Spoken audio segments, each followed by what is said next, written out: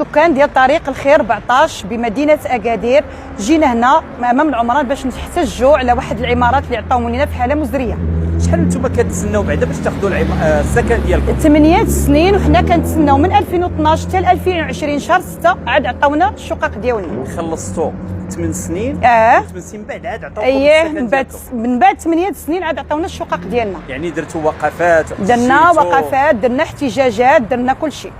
بالنسبه سمعتكم تكلمتوا على ديور تشقوا، عمارات تشقوا لينا من الفوق، الحيوط مالو بوحدهم، وعندنا عمارات مشقوقين من التحت، وعندنا عماره امين هو كيمشي الماء تحت العماره، ما مبرونشيش مع الروكار، يعني داك الماء اللي يستهلكوه الناس كامل كيمشي تحت العماره حتى فاضوا لنا الشقق من التحت وطلع الماء. كلشي حنا ما ناويينش نسكتوا على حقنا، لحقاش حنا ربي اللي عالم بينا، حنا تسلفنا وتكلفنا باش نديروا واحد السكن لوليداتنا وحلمنا بسكن لائق.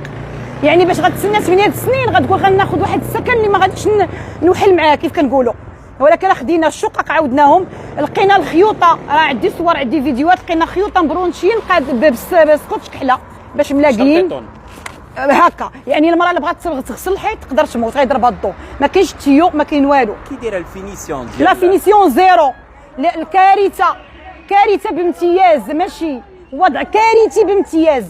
يعني شريتو ب 25 مليون وصلحنا بعشرات المليون، بس صلحنا وباقي لحد الان الحيوط عوجين، وملي صلحنا وكملنا كتشقوا العمارات كاملين تقريبا من تحت تشقوا لي. لقينا واحد المشكله السي رضا، خاصنا 2 ياجورات على الدالة 600 مليون اللي حسبنا ديال 324 ابارتمون، محيده لهم 2 ياجورات، 2 ياجورات ديال العلو.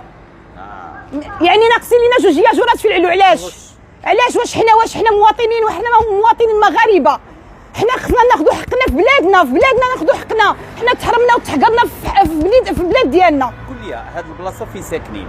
يعني فيها 5 ديال العمارات، فيها 5 العمارات تشقوا و17 عماره اللي عندنا في المجموع. مزيان 17 عماره. عندكم حديقه تما؟ ما عندنا لا حديقه نهائيا. عندكم فران؟ حمام؟ ما عندنا لا فران، ما عندنا حمام. ملي هضرت مع المسؤوله البارح اش قالت لي على هاد النقاط هادو، اش قالت لي المسؤوله البارح؟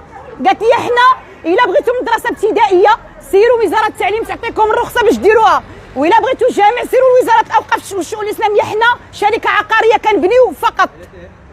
يعني تخيل معايا سي رضا، خاصك تجيو تصور وليداتنا. واحد السيد الله يجازيه بخير دار لهم ملحقه فاش يقراو فيها 2 اقسام ولا مع 4 اقسام. هادشي دابا حنا وسط مدينه اكادير، في حي السلام، ما عندناش مدرسه ابتدائيه، ما عندناش مسجد، ما عندناش مساحات خضراء.